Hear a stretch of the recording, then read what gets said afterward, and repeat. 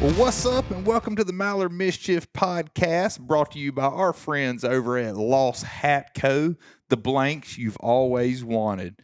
This is season 2, episode 6, and man, we've got what I think is going to be an awesome episode. It's just me and Ben Moss in the studio. This is actually the first episode of season 2 that it's been just us. I guess you're right. I didn't even really think about that, but I guess you're right. Yeah, we've had some awesome guests far this season. That's been a lot of fun. But this episode in particular, I'm really excited to dive into. And we record every episode with video. We're on YouTube, but this episode, more than any other one we've done, is going to be just as visual as it is, through audio.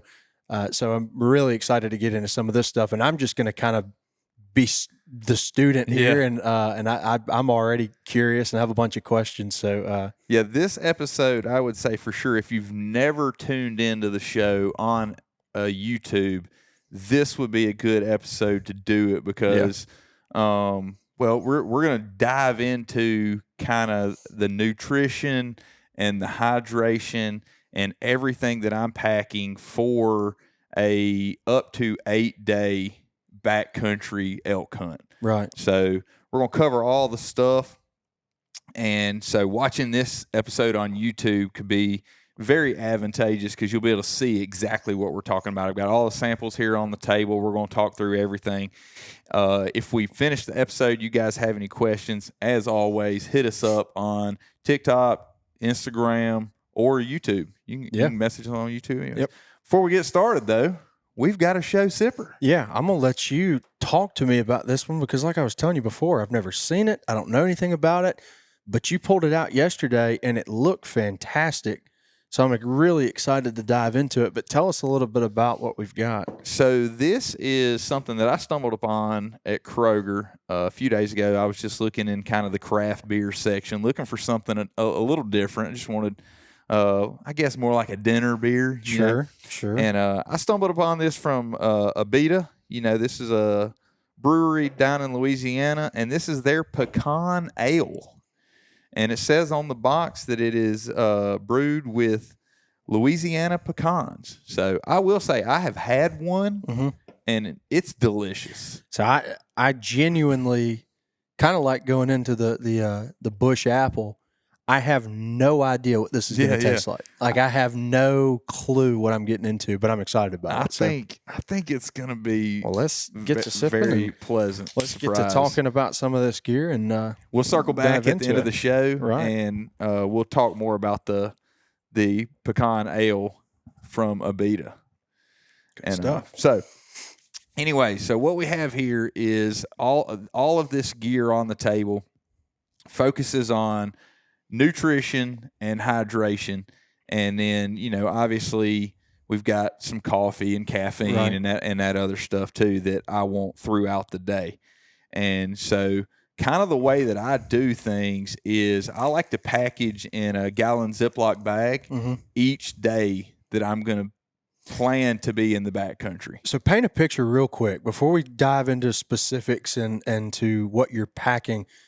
For those that maybe this is their first time tuning in, we've referenced this trip that you've got coming up a couple times. But for those that are tuning in for the first time, or maybe they missed it on previous episodes, give us just like a bird's eye view of this trip you're taking, and paint a picture of why it's going to be so important to be well prepared and well packed. Yeah, for sure.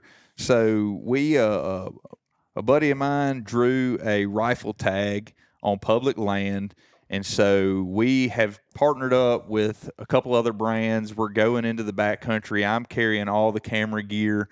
He obviously is hunting with a rifle. And the plan is to film the entire thing and then put together a short film. And we'll talk way more about the film at a later date. But so the idea behind the packing is to be prepared to be in the backcountry up to 8 nights, but it will probably be like at the most 2 4-night stints. Right. So I'll carry in my pack, all of my sleep stuff, all of my camera gear, all of food and hydration kind of supplements, a little bit of water. We can get water on the mountain. There's where we're going. There's natural springs, so resupplying water is not that difficult. We'll go through kind of like my filtration system, what I like to use, and then the backup plan if that fails or freezes. In the event that you get freezing. So how far are y'all going to be from, like once you start into the backcountry? Are we talking about a mile from the truck? Are we talking? So we'll probably set up camp somewhere in the neighborhood of 4 to 5 miles from the truck, and then it'll be hunting from there. The way that we normally do it, and the hunt kind of determines all this as well, is we normally will set up what they call a spike camp, and that's like your base camp. You'll set up camp. It's nice because you can offload a ton of weight out of your bag. For instance, if we've got 4 days worth of meals, they're approximately 2 pounds per bag. That's going to be 8 pounds right there. So if I only have to take one per day, I lose 6 pounds per day, plus all your sleep system, all that comes out. If you have any extra clothes, I don't normally take a ton of extra clothes because it's just extra weight, and man, it all stinks after you've been out there for a couple of days and hiking around. So, obviously, I'll take extra clothes for like warm weather stuff, maybe an extra pair of socks in case they get wet. But I usually pack very light on the clothing.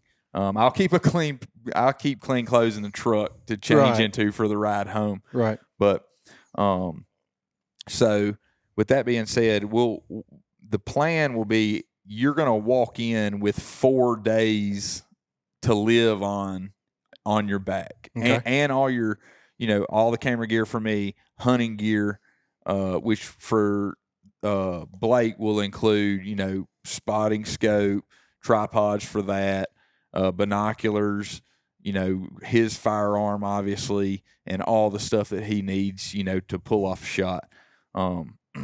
Will probably be pretty close to weight because a rifle's heavy. Yeah. But in this episode, really want to dive into nutrition. If you've never been in the backcountry, you're interested in like, what does it look like? How do I pack? I'm not an expert. This is what I've done in the past. It's worked for me. It's easy for me to eat the same thing every day. That doesn't really bother me. I usually pack stuff that I like. And so, something I look forward to eating, and we'll get into that more. So anyways, currently in this bag, as it sits now, is 3,300 calories. And that's about what I look for in a day, is 3,300 to 3,500 calories. I've got a pretty good metabolism, and I do not like being hungry. My day revolves around eating, right?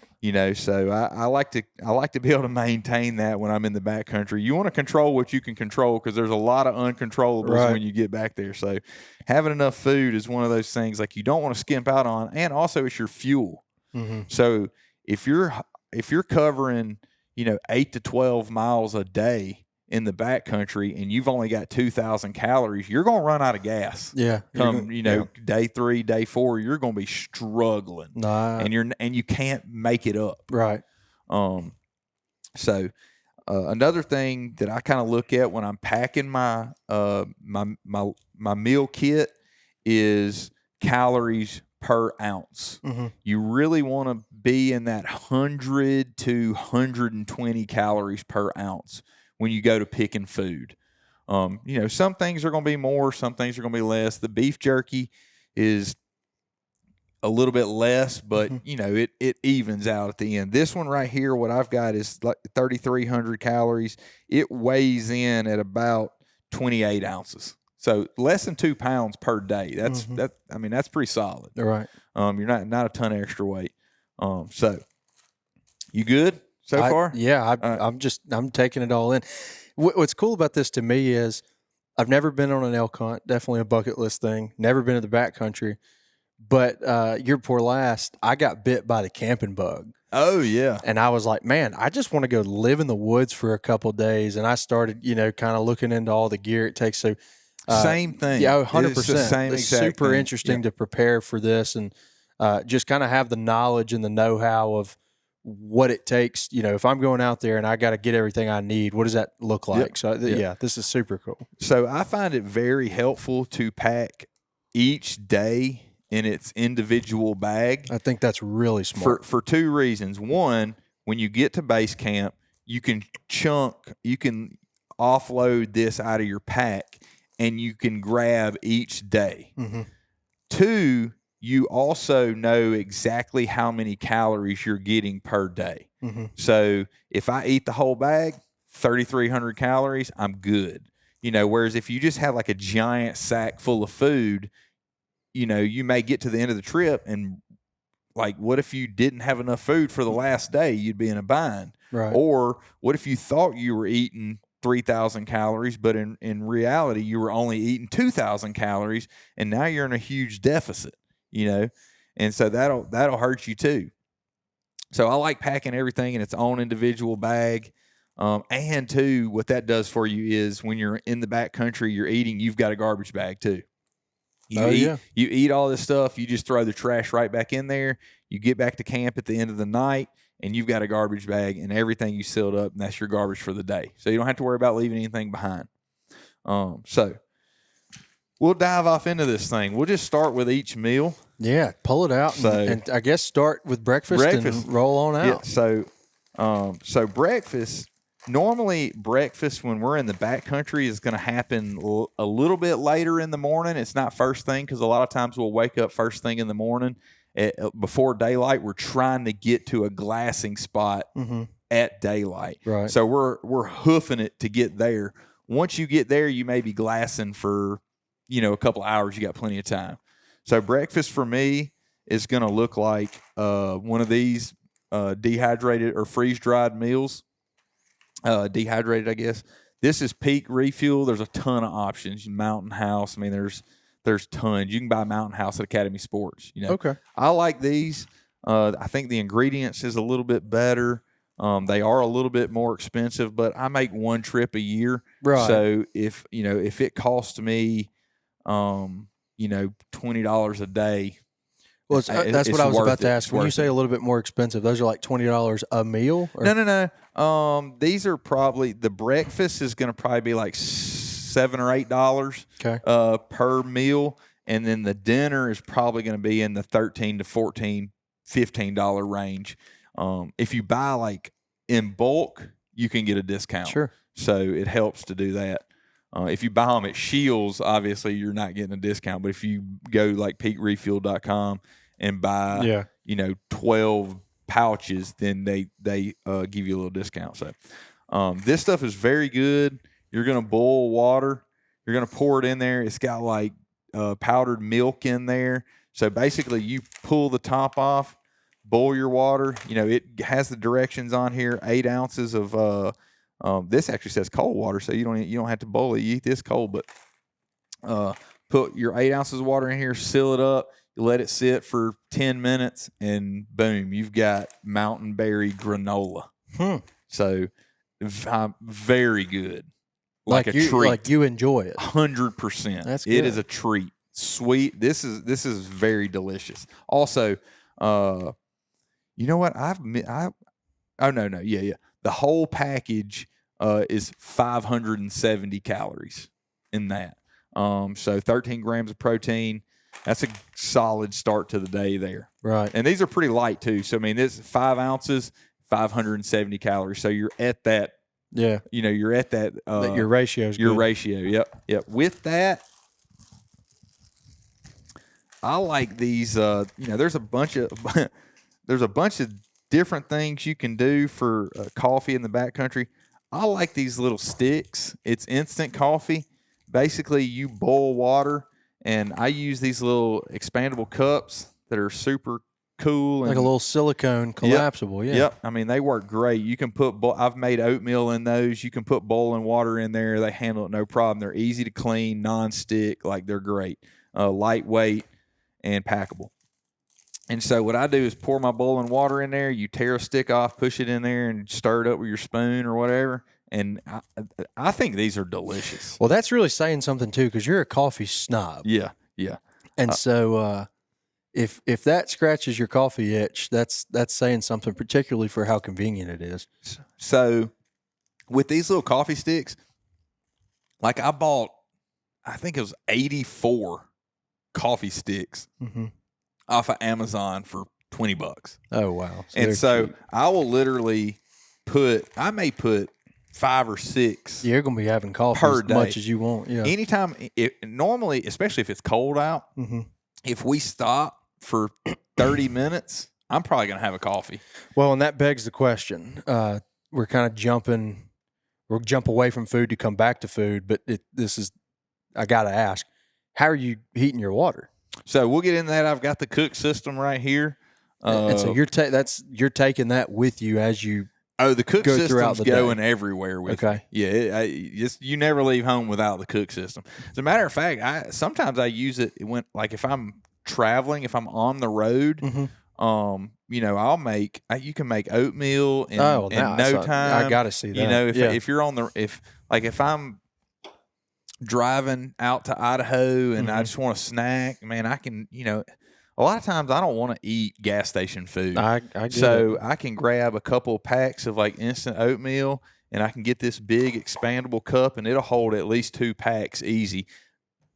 I can boil some water real quick and in 5 minutes, you're rolling. You got a bowl of oatmeal that's delicious. How about that? So that's what we'll get into the cook system for sure. It's super a cool interested deal. in that. So that's gonna be my breakfast. Okay. And normally that's gonna, like I said, that may be like, I don't know, 6:30, 7:30, 8 o'clock in the morning. Just depends on when you get sat down. And so, so after breakfast, if you get done glassing or you start hunting or whatever, I'll carry some beef jerky. I may put this like in a side pocket on my pouch, on my pack where it's very easy to get to. I don't have to stop.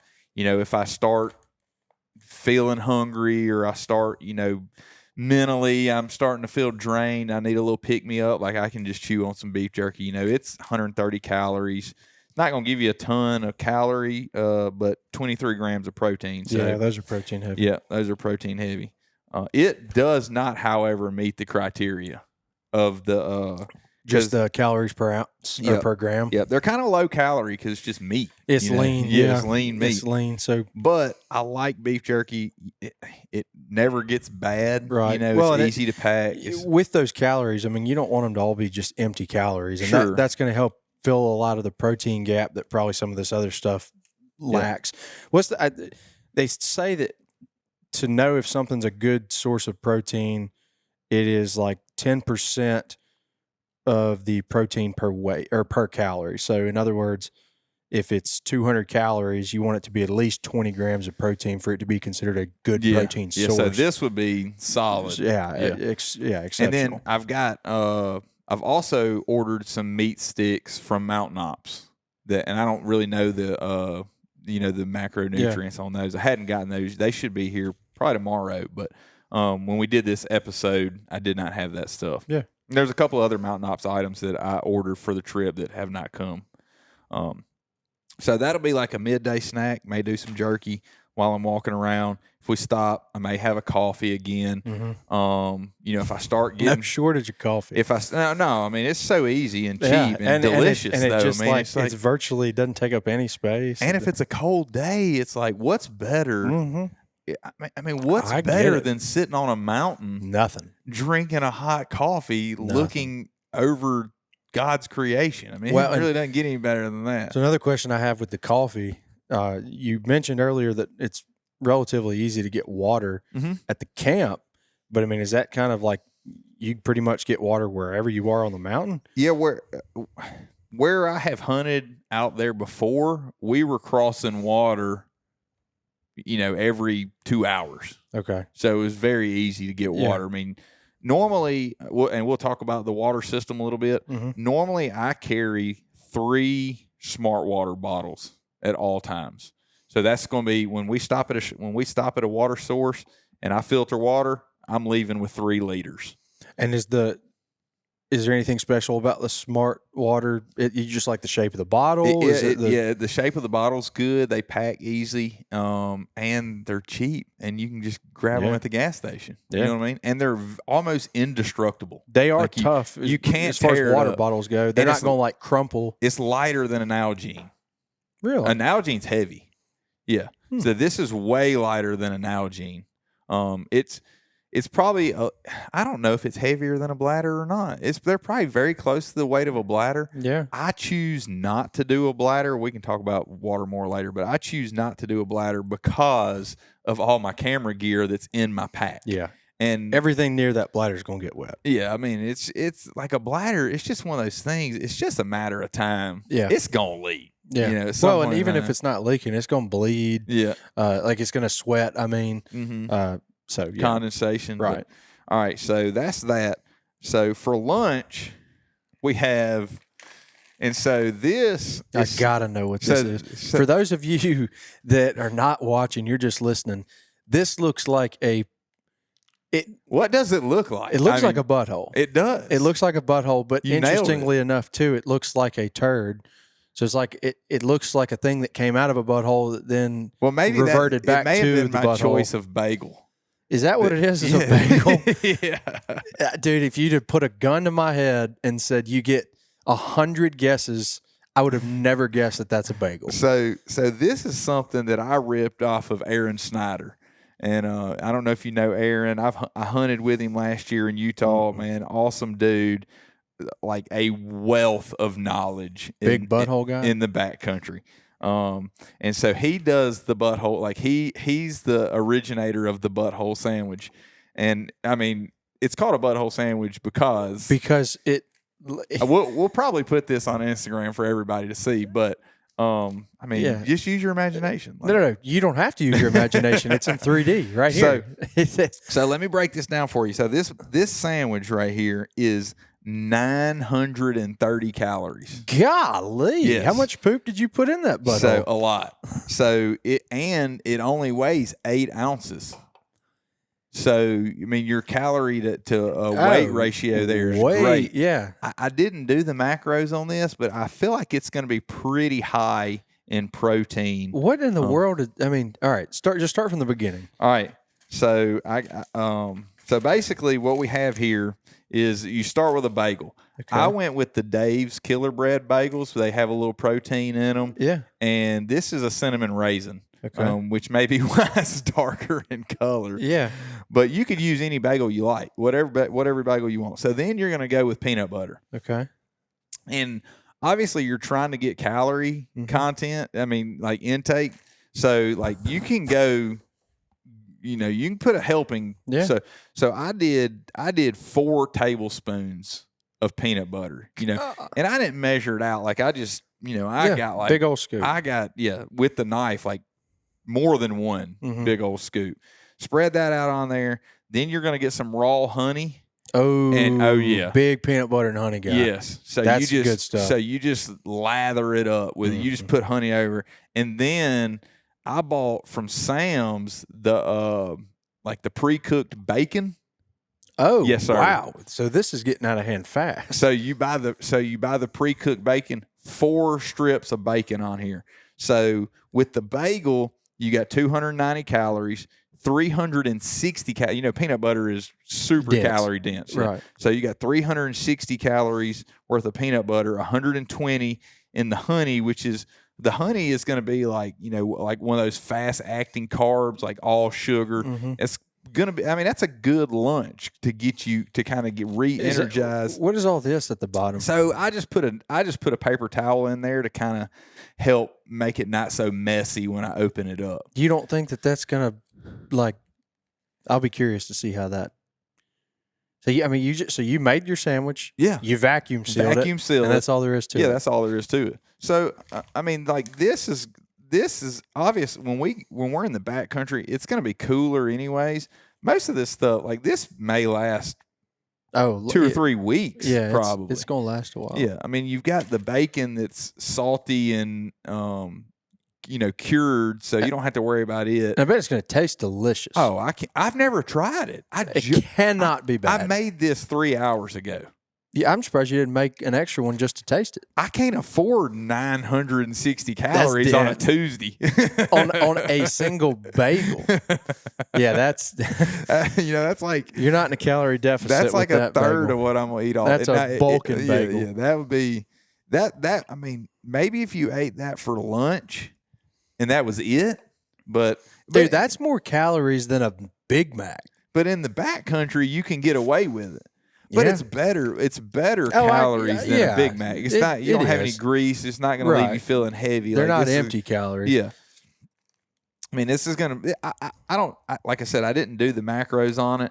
I would assume it's going to be pretty even, like protein, carbs, fats. Yeah. It's going to be pretty. It's going to be pretty even. I would assume you're going to get a lot of fat out of the bacon and the peanut butter. Mm-hmm. Obviously everything but the honey is going to have protein, and then you're going to get a ton of carbs out of the honey and the bagel. Mm-hmm. So yeah, I think this is going to be something that you look forward to. I will be curious to hear what you have to say when you come back from it. And I'll have 8 of them. So I will make 8 of these to take with me.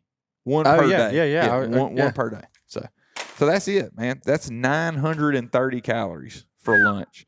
So that should get you squared away. No doubt.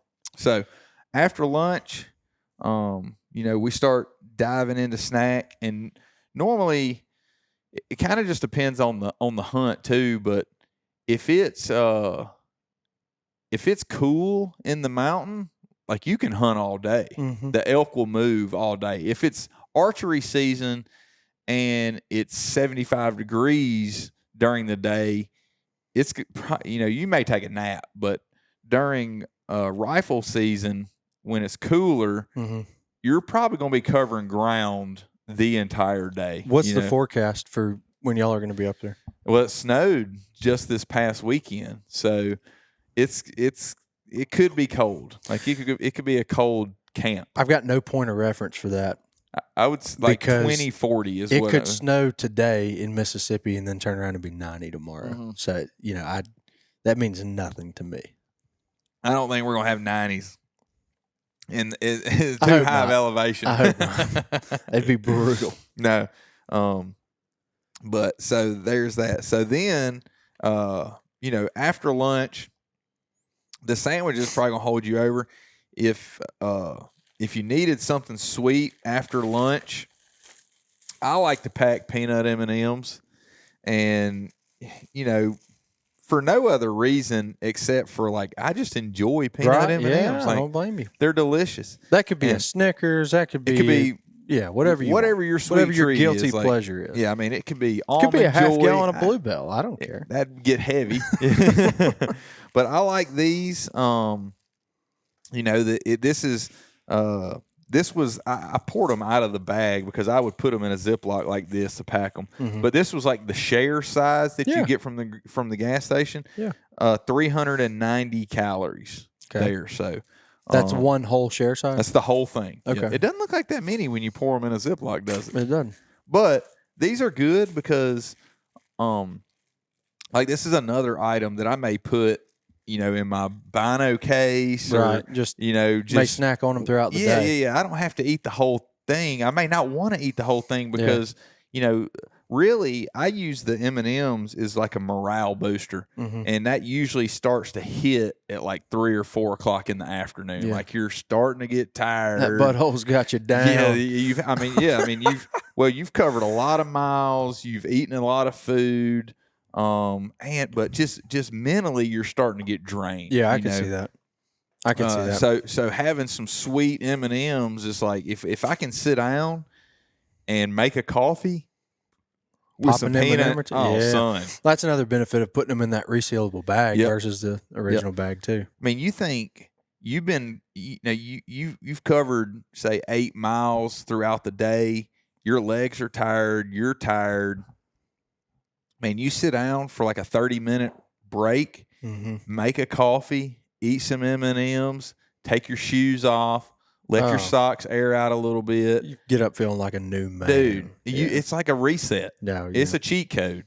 Again, I've never done it like what you're talking about. However, I have had those mornings in the spring turkey woods where there just wasn't a turkey gobble. You walk 10 miles, you feel beat to death, and you go back and, have your little something to eat. Yeah.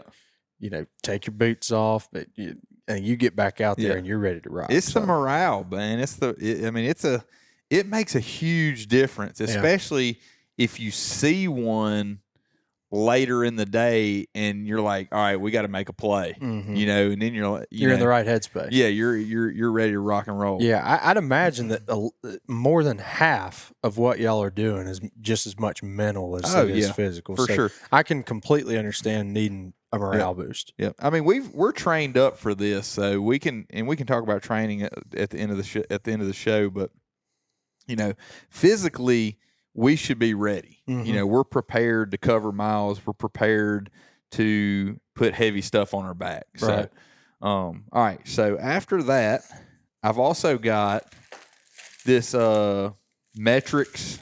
This is the Big 100 granola bar. That's pretty hefty looking. Oh yeah, this thing is dense, but delicious. And they've got a bunch of different flavors. I like the cookies and cream, I think, is really good. So this guy is 390 calories, and it is 3.5 ounces. So it meets the criteria as far as calories per ounce. You've got a solid amount of protein here, 28 grams of protein, some fiber. You may need fiber. And dude wipes. Yeah, you definitely want to take dude wipes into the backcountry. Yeah. Hey, but did you? I just learned this today. Did you know that they make dude wipes in a single packet?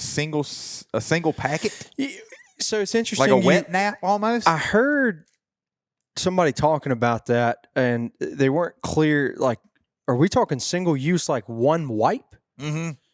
That just wouldn't cut it. Well, so think of it like this. It's the extra large dude wipe. Okay.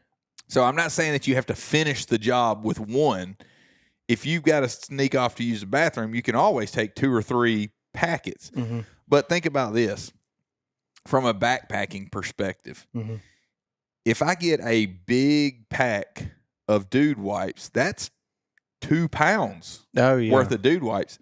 I'm not going to use anywhere near that. Is there no in between size? I don't know. I'm just telling you, man. One wipe ain't gonna cut it. You can. So I bought them off. I just ordered some off of Amazon. Okay, $7 for a 30-pack.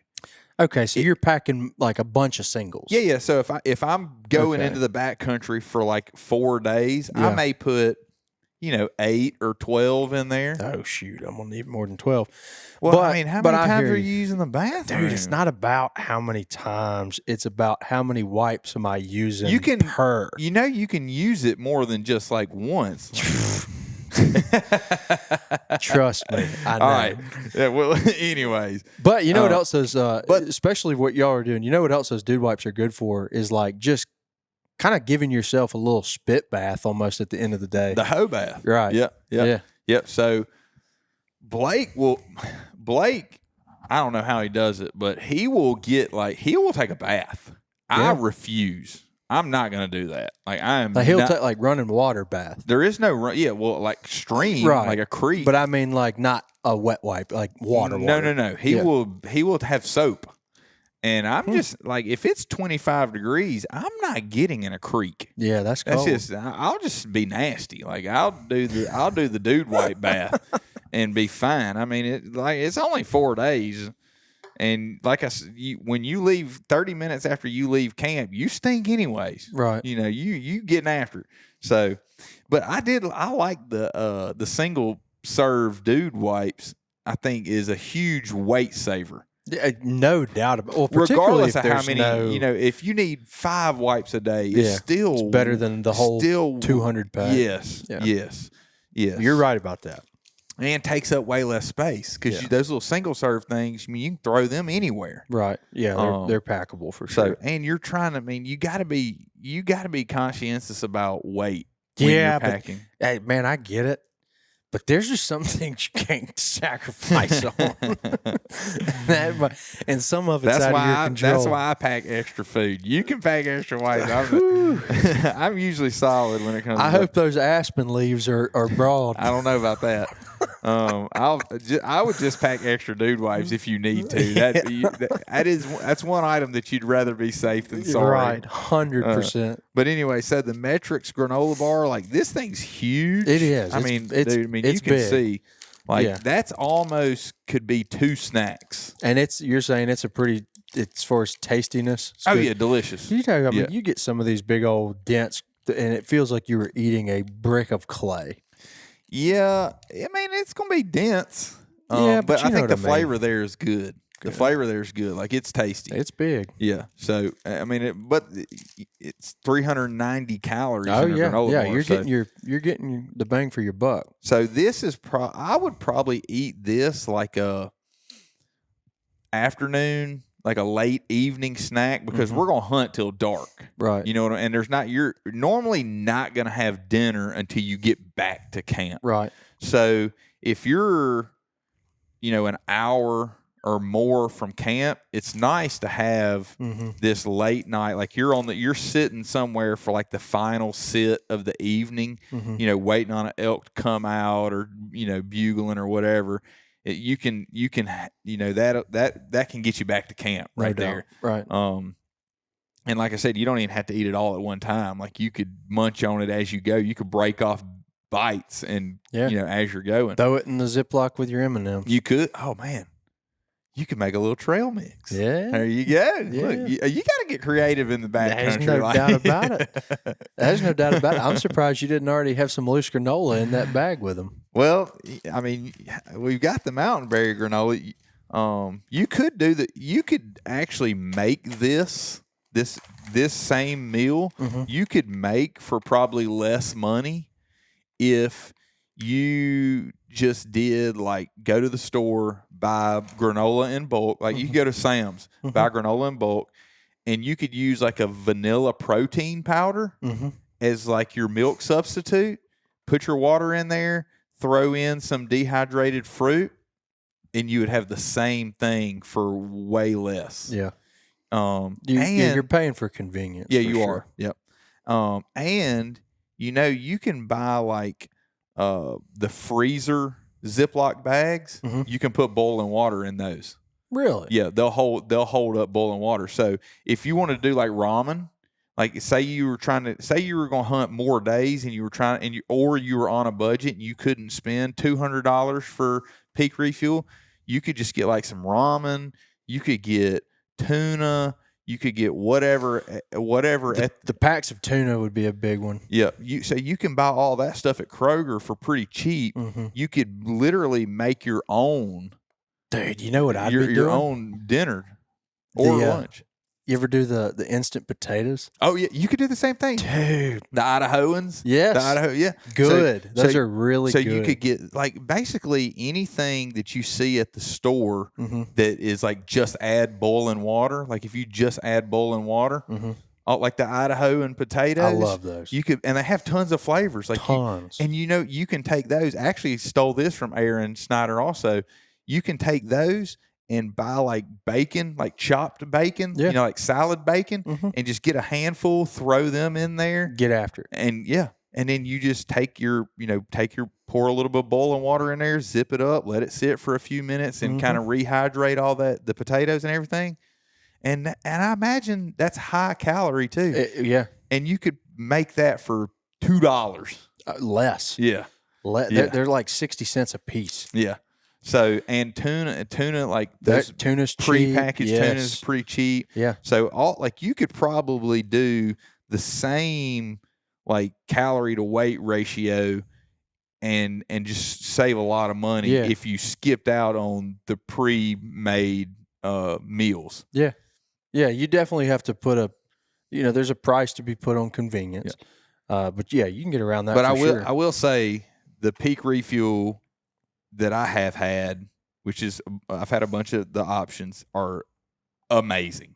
Yeah. Like I absolutely, when I get back to camp, I cannot wait to eat dinner. Well, tell me about what you really got good. for dinner. So it's another Peak Refuel meal. So I just went ahead and bought breakfast and dinner for every day. So I've got 2 Peak Refuel packs for each day. Is it the same meal each day? No. I bought like 8 different dinners. Okay, cool. And they've probably got, I don't know, they may have 20 different meal options. So there's tons. This is sweet pork and rice. Phenomenal. Same thing. Just add water. This is you're going to put 10 ounces of boiling water. You're going to zip it up. Stir it, zip it up, let it sit for 10 minutes, and you're ready to roll. Normally, after 10 minutes, it is like hot. I'm sure. Like scalding hot. So, but man, these things are absolutely delicious. Like I have not had one that I did not like. And they're protein heavy, 40 grams of protein. Yeah. So this one right here, per bag is 800 calories. Per bag.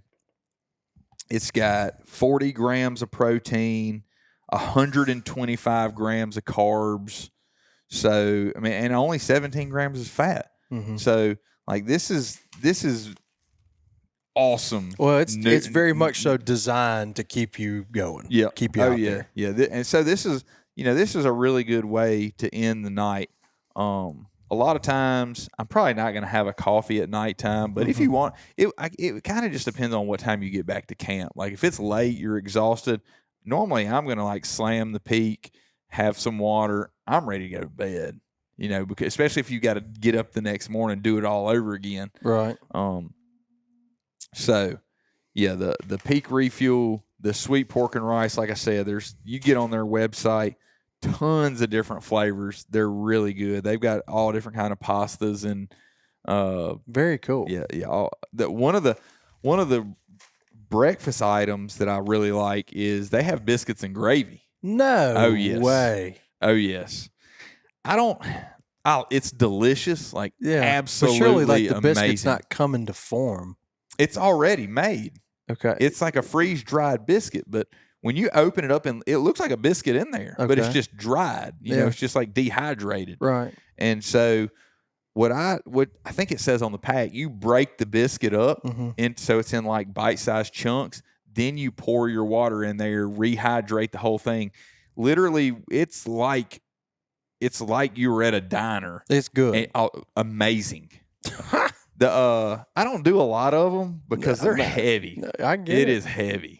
I get it. You got to be hungry. Yeah. To like the granola is $5.70, which that kind of. I mean, generally you think of granola being like a lighter option, but I guess like you said, all the protein and stuff they pack in there just to make sure that you got what you need.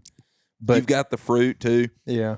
I mean, this one is 108 grams of carbs. Yeah, that's a lot. So it's pretty dense. That's a good way to start your day for what you're doing. But it's granola, so you're going to be carb heavy with granola and fruit.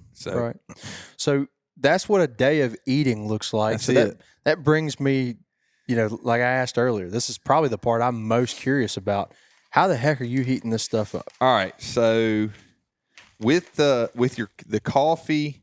Oh, before we get into that, there's a couple of other items that I don't have in here that I will add, and it's going to be the Mountain Ops Ignite, which is like their energy drink. It's just a caffeine drink, and come in a little pack similar to the coffee. Yep, comes in a little pack. Like this is the Mountain Ops greens. These things are very delicious.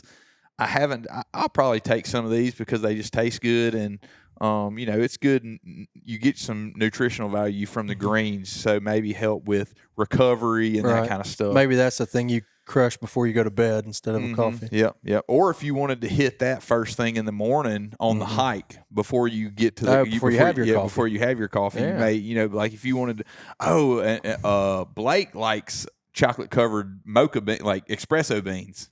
The chocolate covered coffee beans. Well, I've never had it, but I love chocolate and I love coffee beans. You've never had those? No. So Dude. I have to try them. Buc-ee's, they sell them at Buc-ee's. They're fantastic. Do we have a Buc-ee's in Mississippi? Yeah, they open one on the coast on I-10.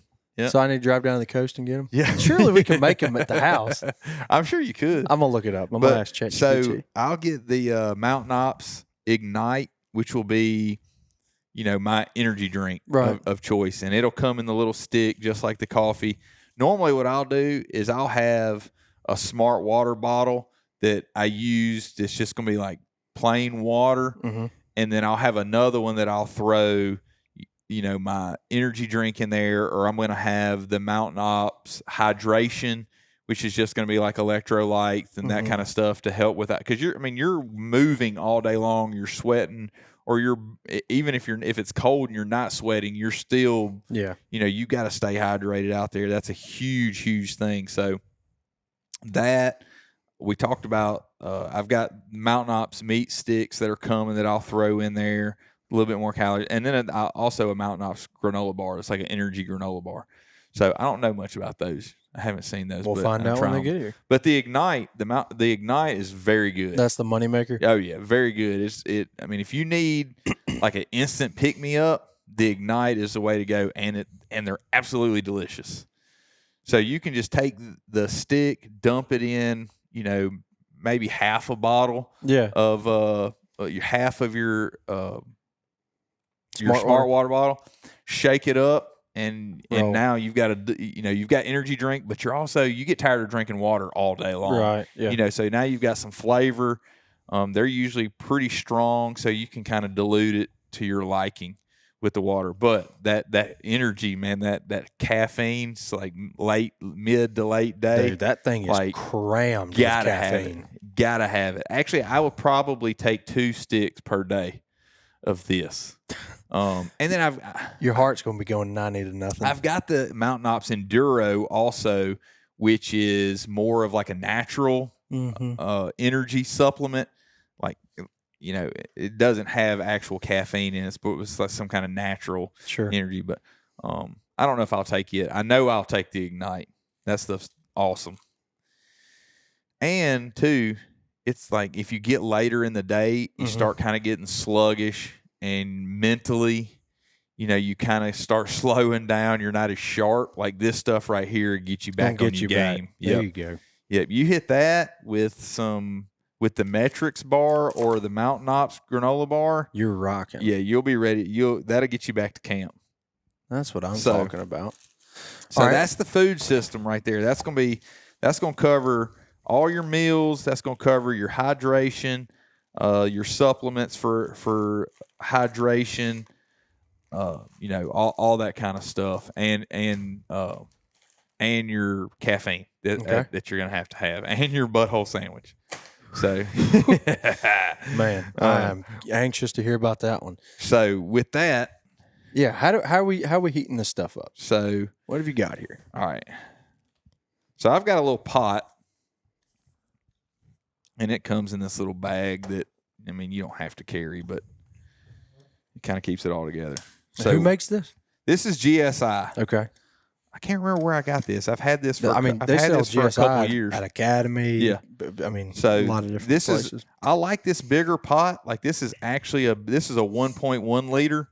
I like the 1 liter pot. They have some smaller ones, but why I like this is because I can make my coffee and my food with the same boil.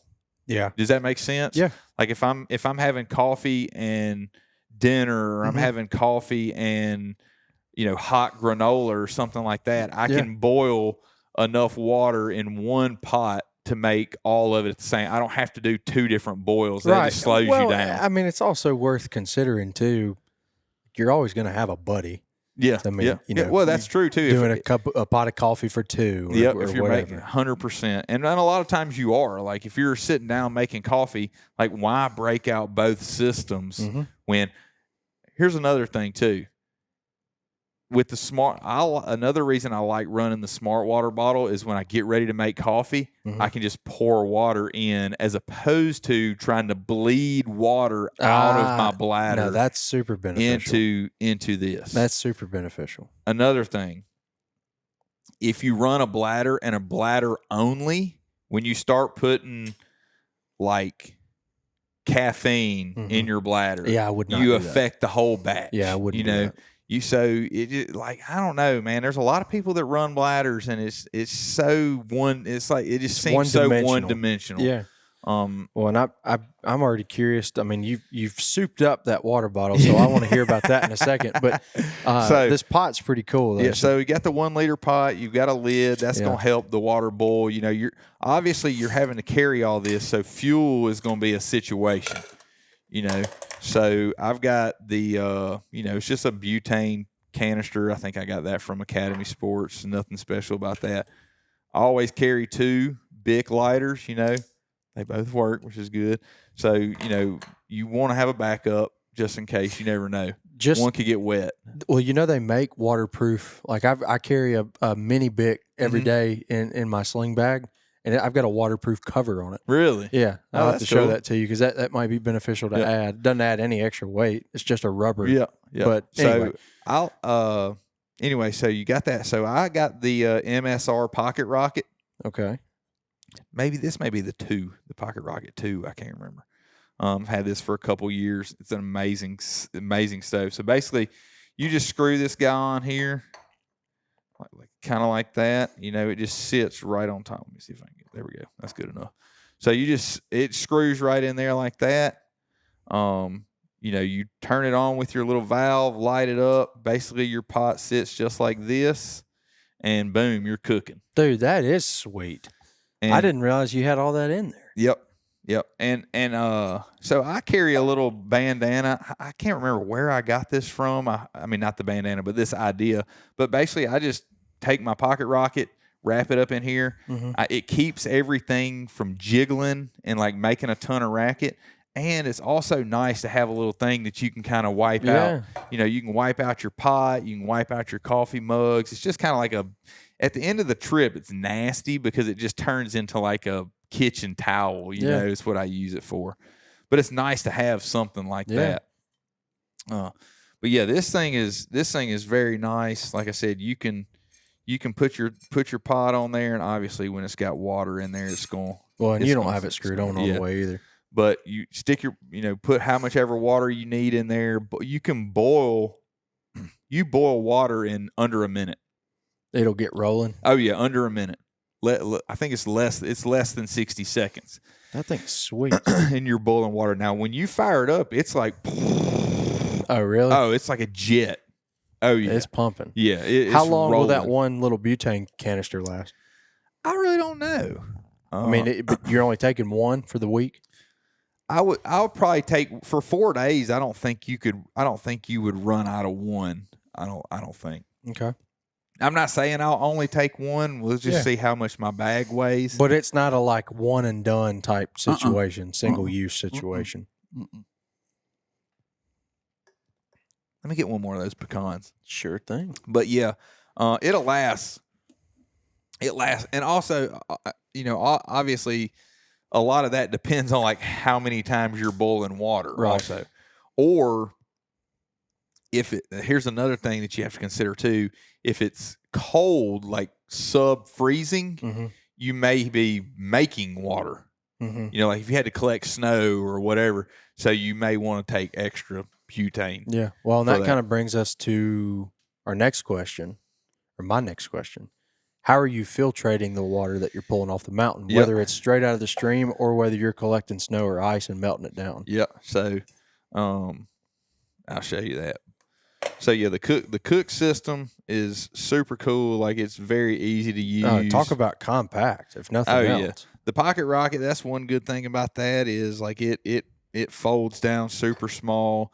Everything kind of fits in your pot. Put the top on it, and boom, you're ready to rock and roll. Yeah, it does. So, and then like I said, you've got your collapsible cups. Those are going to be good for coffee, or if you're making like packs of oatmeal. If you can use a Ziploc bag, like I said, or you can, if you just have the packs, you can just empty them in here and roll with it. You probably just want to clean it out if you did that, so it's not all nasty. But those collapsible cups are awesome. Like they're worth their weight. So for water, so there's a million different options for water filtration. I really like the Sawyer Squeeze. Have you heard of those? Maybe. I've seen a lot of different types of water filtration, and I don't know that I've got names to, give to each of them, but let me see if it looks recognizable. So there's a couple of extra bags in here, but no. So basically the Sawyer Squeeze is very simple. It's a filter, it's a filtration system right there. And you can do several things with that. So what you can do is you can put dirty water in your smart water bottle, and you can screw that's another reason that you run the smart water bottle, because it gives you so many options.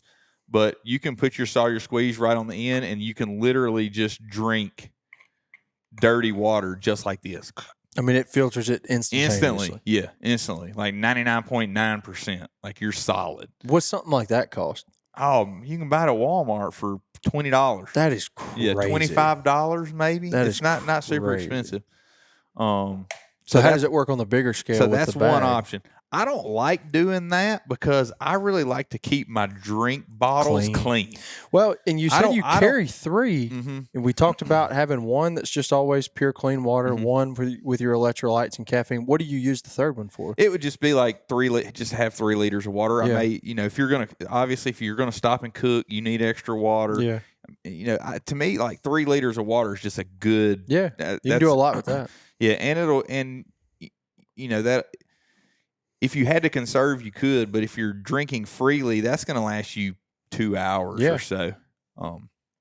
So what I do is take the bag, you screw your Sawyer Squeeze right on the end just like this, and in this bag, like the Squeeze comes with some bags, but they just have a small like bottle top opening in the end.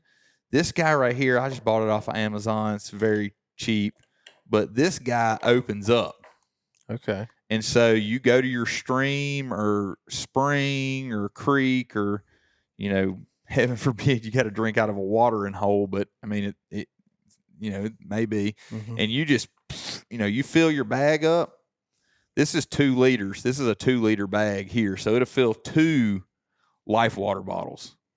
Nice. This bag. And so you got this thing full.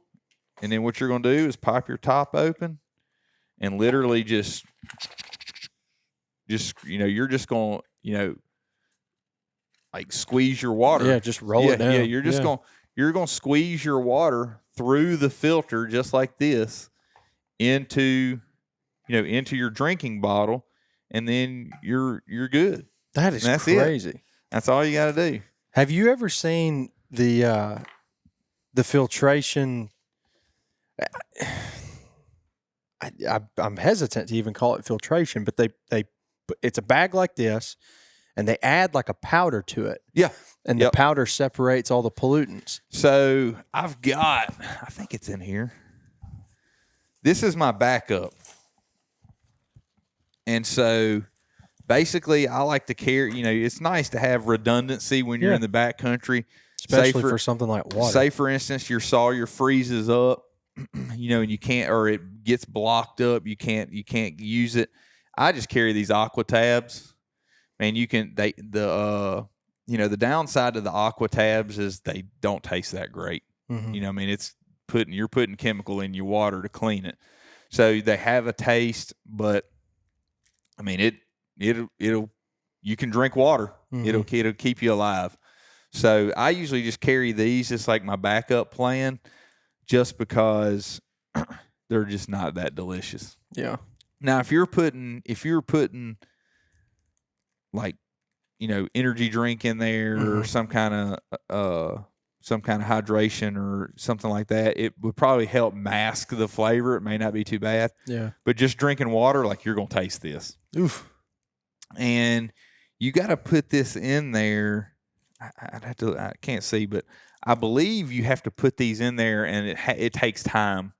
Like, you're going to have to let it sit for 10 or 15 minutes to do its job. Where with the Sawyer squeeze, like you can literally fill up the bag and you're drinking immediately.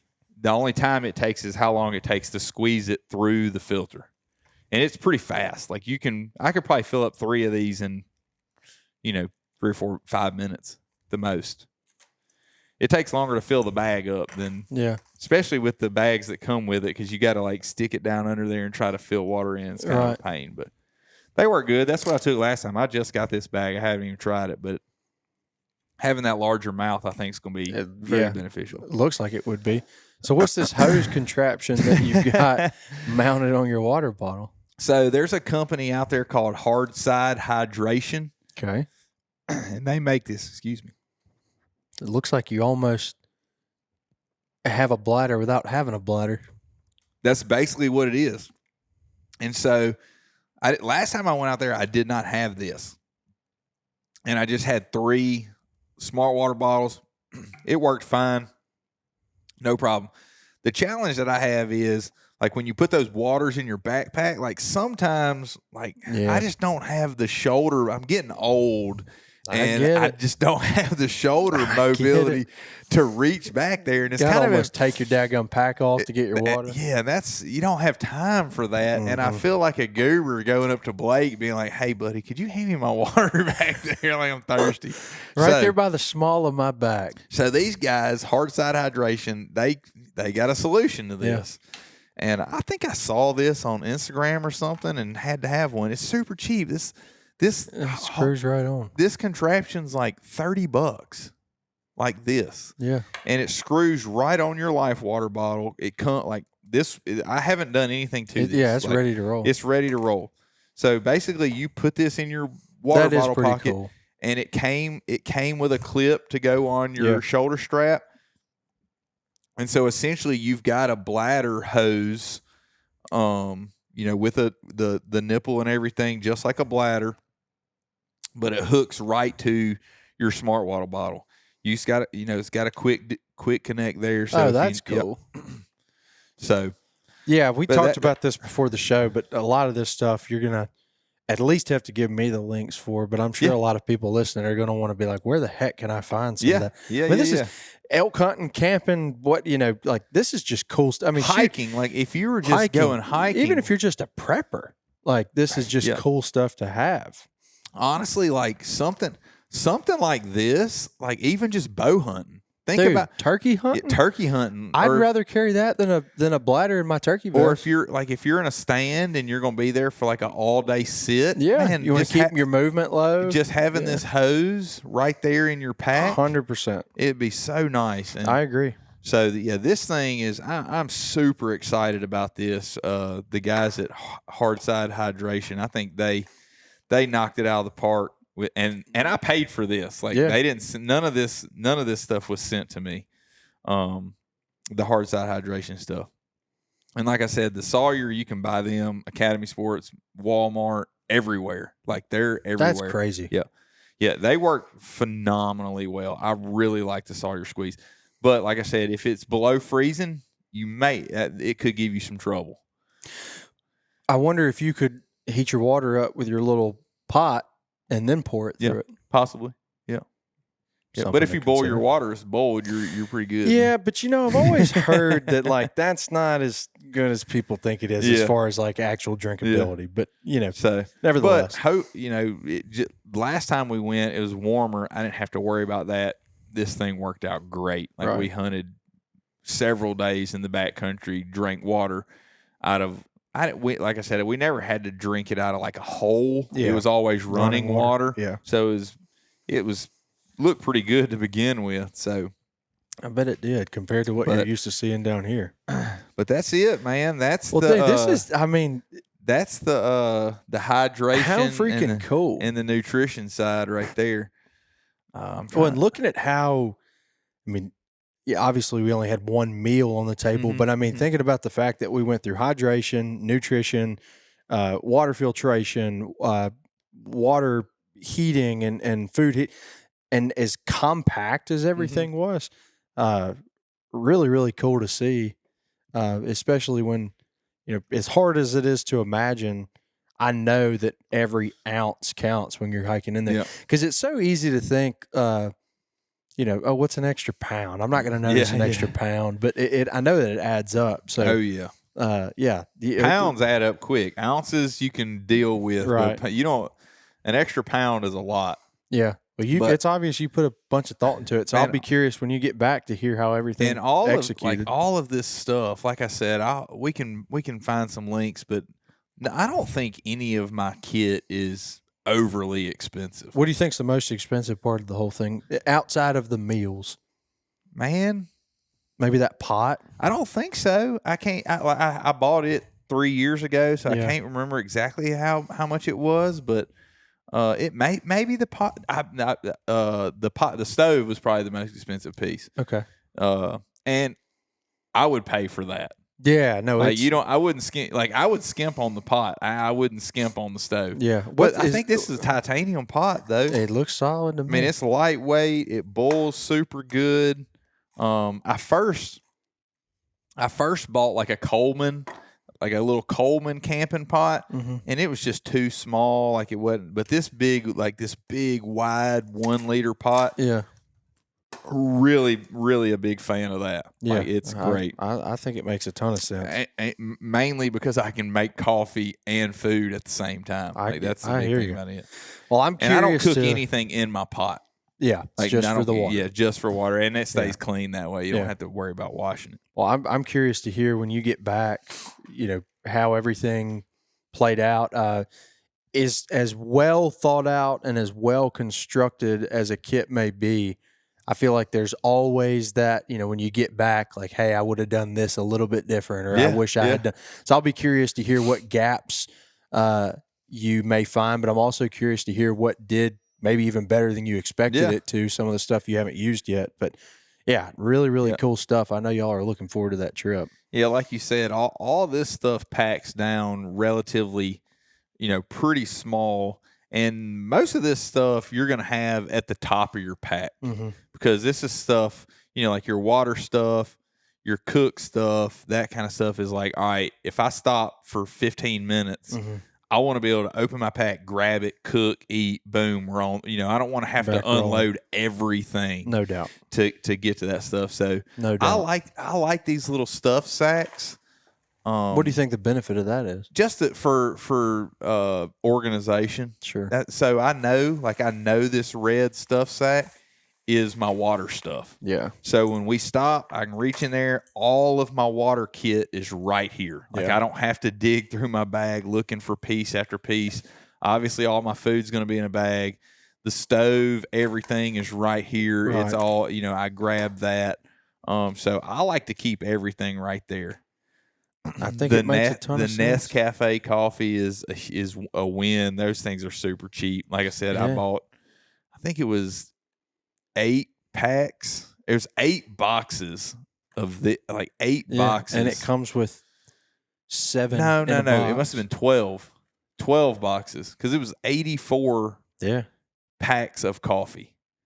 And I'm gonna be there for a maximum of 8 days. I think you're gonna be just fine. So I should be set. I think you're gonna be just fine, but not super expensive. Yeah, that's awesome. So, well, man, I'm really looking forward to y'all getting back and hopefully having some success and telling us all about it. But in the meantime, why don't you tell me all about this pecan ale? So this pecan ale, man, I like it. I think it's very good. I do too. I'll be honest. It's all right. So let me preface this. I really do like it, and I would drink a lot of them, and I would buy it again. However, I wish it was more pecan-y. Yeah. Like I was hoping for more of a pecan punch. Yeah, I really like pecans. Yeah. I was hoping for more of a pecan punch. For all intents and purposes, this is just a typical Abita ale with just like a hint. I mean, like some sips are a little bit more noticeable than others. But yeah, it's just a hint. Whereas like with the apple, like it was a very, you knew what you were drinking, right? Yeah. But in a good way. It wasn't overpowering, but it was there. This one, like if you didn't tell me that this was pecan flavored and you just gave it to me, I might not notice. Yeah. But since I'm looking for it, I can kind of pick up on it, and it's good. It's a good beer. I just was hoping for a little bit more pecan. Yeah. One thing I do like about this, and you're talking about drinking, multiples, is that it is like a crafty beer, but it's not super heavy. Yeah, it's not a pale ale. No, it's not a light beer. It's not hoppy. It's not hoppy like an IPA. Not at all. I don't like IPAs. I can't even see, but it's a darker ale.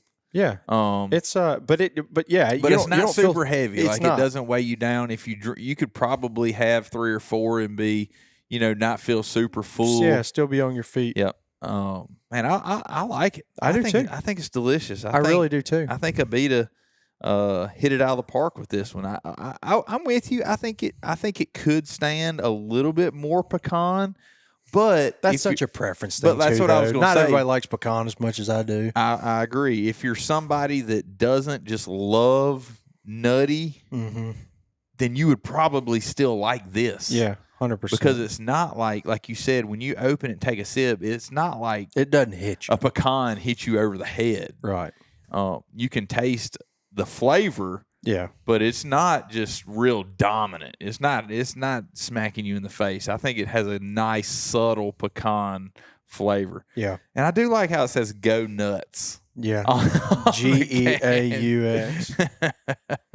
It's a super cool can. It is a cool. You guys can see this on YouTube, man. It's a great can. It is a cool can. They did a great job with the marketing on that, but.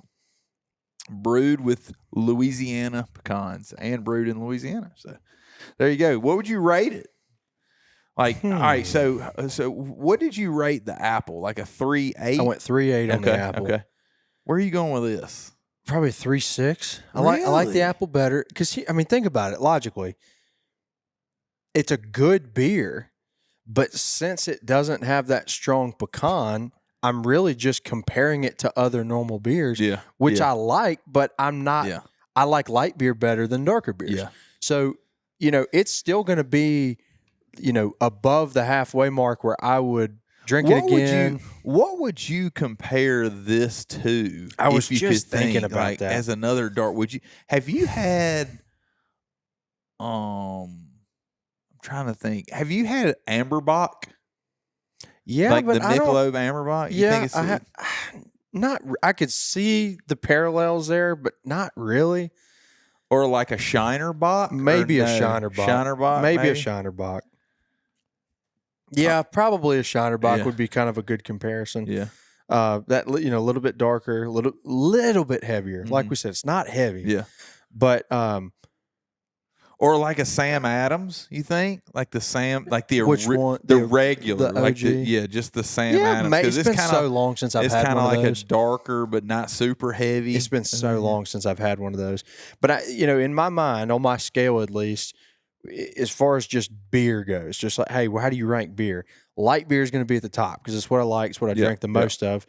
Then you have something like that Bush Apple, which still to me falls in the light beer category, but it's a little bit different when I still really liked it. Yeah. This is going to be just below that because it's not a light beer, but it was still very drinkable. I enjoyed it. I would drink it again. I would probably even seek it out. I mean, it's very good. It's not. It was like, I don't know, $9.99 or $8.99 for a 6-pack. So not terribly. It's kind of on par for a crafty beer. I will say this though too, for full transparency, if it had like a sure enough pecan punch, it might have broke a 4. Yeah, it might have broke a 4. All right. So for me, I think I'm a little different with this one. All right. Before I give it a ranking, let me just put, I like light beer too. That's what I drink all the time. Either Busch Light or Michelob Ultra is normally my go-to. However, if I walked up to a cooler and I opened the lid and there was an equal amount of Busch Lights and pecan ales, so getting one was not going to be an issue, I think I would start with this. All right, let me ask you this though. In that same situation, getting one in that moment may not be an issue, but generally speaking, are you opening that cooler going, I can get this whenever I want. I never see these pecan ales. Or, well, then I'm 100% drinking the pecan. Okay, so but your original example is like, hey, I can get them whenever. So what I'm saying, yeah, I've never seen this. If availability was not an issue, you'd still probably start with one. I think I would start with one. Fair is enough. What I would say. Yeah, because it's a little bit heavier. Like if we're cooking out watching the game, yeah, I would probably have one, maximum of two, and then I'm going to Busch Light. And then delete 37 Busch Lights. Yeah. Yeah. Yeah. So that brings up the next question then. So what are you going to pair with it? Well, the rating. Oh, you hadn't even rated it yet. So that's why the rating is a challenge for me, because I really want to give this like a 4.2 or a 4. I mean, I wouldn't fault you for it. I think it's very delicious. It is very good. And I wouldn't fault you for it. So I kind of give that a 4.2. Like I said, Busch Light is usually my go-to, but you gave Busch Apple a 4.2. Yeah. Yeah. That's a tough one. Well, they're very different. Like, they're very different. They're so different. And if you did the same analogy, it's like, honestly, it would be, I think it's okay for them to both be a 4.2. Yeah. I think that's fine. Because if I walked up to a cooler and there was the pecan, the apple, regular Busch, probably what I'm going to do in that instance is apple or pecan is going to be 1 and 2. Yeah, you got to go pecan, apple, regular. Yeah, that's probably what I would do. Yeah. But I think the pecan would certainly be a better start, and then you filter your way down to the lighter. Correct. Yeah. I think it's fantastic. Like, it's very good. It's a good beer. If you see this, like, grab it. Well, that is I've never seen it, and I probably would buy. I would buy another 6-pack of this. Yeah, if you see the pecan ale from Abita, it's certainly worthy of. You're not going to be disappointed. No, you're not going to be disappointed. So the pairing, I feel like it's staring you right in the face, dude.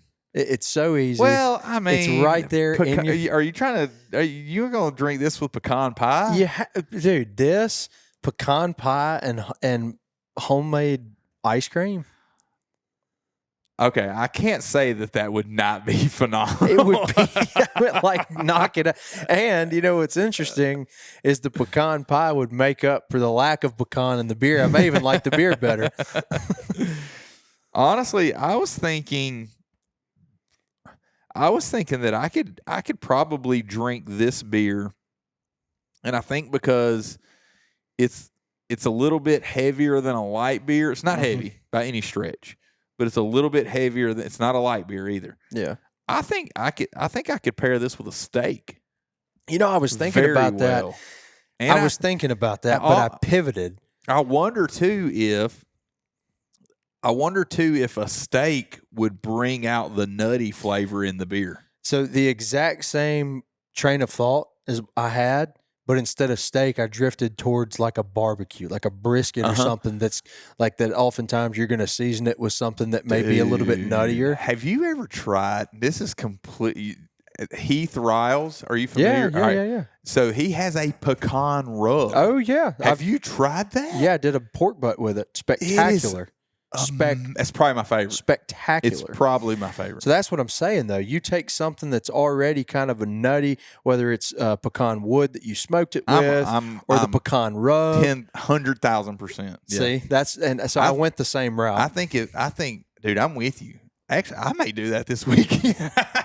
Wouldn't be the worst thing you could do. With the pecan rub, with the pecan beer, smoked with pecan wood, and I'll grab a pecan pie from Sam's. Girls, I hope you like. Here we go.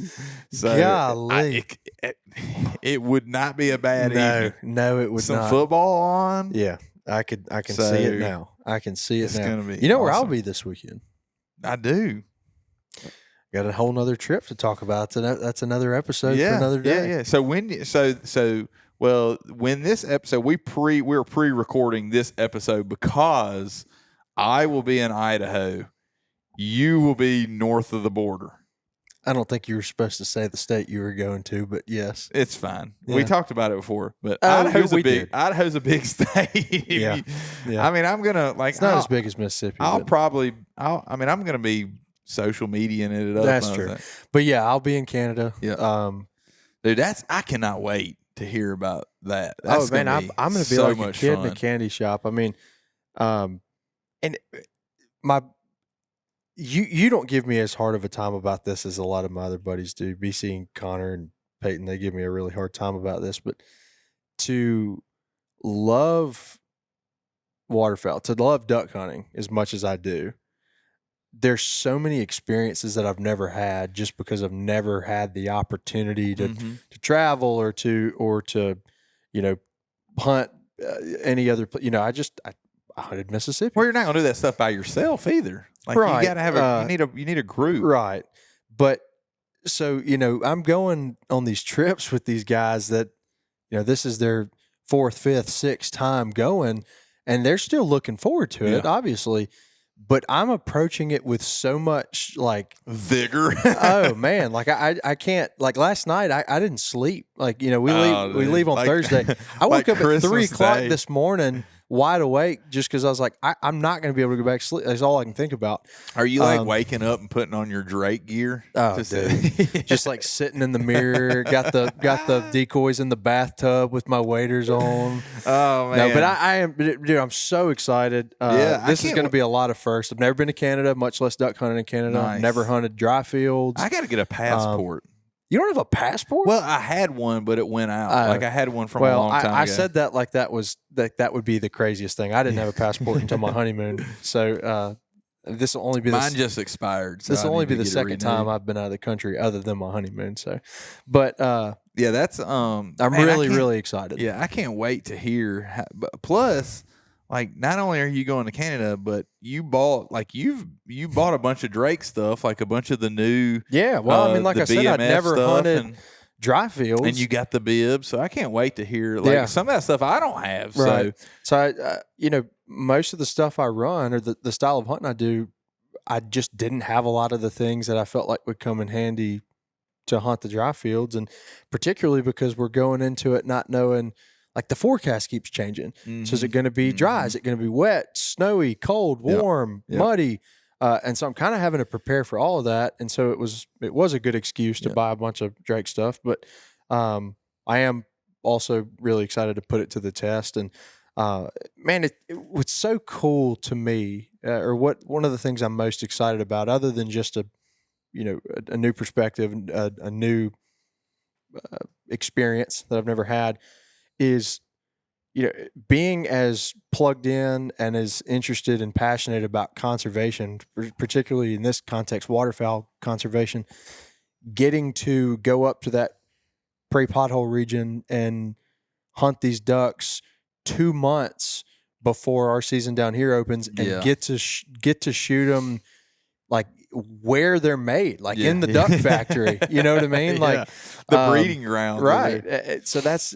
I'm just so interested. Connor was showing me videos last year, and it's like, and I've never seen anything like it. So I'm just tickled. I'm over the moon about it. And too, much like me going to the mountains, it's like it's 90 here still. Today was brutal. Yeah, and we've got snow on the forecast. Yeah, and we're packing for like 20s and 40s. Yeah, so I'm looking forward to some. No doubt. I don't want my water to freeze, but I'm looking forward to some cooler weather, because this Mississippi heat is just getting on my nerves. Yeah. Like I'm so ready for it to pass. How cool though! We're going to come back in a couple of weeks and have a lot to talk about between these two trips. So when this show airs, we will both be gone. Yes, at the same time. Yes. So and then I think a couple of weeks after you get back, I'm turning around and going to hunt ducks in Missouri in November. Okay. When their season will be open. Mm-hmm. Okay. And then a few weeks after that, we kick it off here in Mississippi. So it's going to be here before you know it. Yeah, that'd be awesome. Yeah, that'll be awesome. We got a lot of ground to cover. Yeah, Arkansas opens the week before ours. Is that right? Does ours open on Thanksgiving Day again this year? Day after. Okay, so it's back to normal. I think the day after. Last year was Thanksgiving Day, which I thought was absurd. It was silly. Yeah, it was silly. Everybody missed out on a day. Yeah. Of hunting, well, we still hunted, but it was a little bit more inconvenient. But yeah, so we got a lot of ground to cover. It's going to be here before we know it. But I'm really excited to hear about y'all's trip. I mean, like I like to nerd out over this kind of stuff. Like I said, I got bit by the camping bug, so I was just like, dude, we got to do a camping trip. We need to do. Well, it'll be better when it warms up. Well, that'll be great. The mountains in the spring / early summer are phenomenal. That's a great May trip once turkey season's wrapped up. Yep. I'm down. Yeah, Rocky Mountain National Park. Put it on the calendar, dude. I'm all about it. We can get a permit to camp in the backcountry there. That'd be amazing. That will be a lot of fun. And it's not a bad drive. No, it's really not a bad drive at all. It's not that bad. All right, brother. Well, dude, this has been awesome. Great show. Next time we get together, we're going to have a whole lot to talk about. Some new a lot experiences of hunting between now and then. Yeah, hopefully some cool stories to share with everybody listening. So, like I said, if you guys have any questions about the backcountry setup, like all my gear or camera gear or sleep systems or any of that stuff that I run, man, y'all hit us up on Instagram, TikTok, YouTube, or shoot me a text. Yeah. Whatever. We're available. If you see me in traffic, honk at me. Yeah. All right. And we've got hats. We are gonna get the hats out at some point in time. Like I just got to figure out how we're gonna do it. Like what we're gonna do with them. So the guys at Lost Hat Co. appreciate them so much. Like for sponsoring the show. Well, they're the best in the biz. So we appreciate being on their team and being a part of what they're doing. So thank y'all, and thank y'all for tuning in. Thank y'all for listening. Next time we see you, we'll have some more cool stuff to talk about. So with that, Chris, roll us out. See you.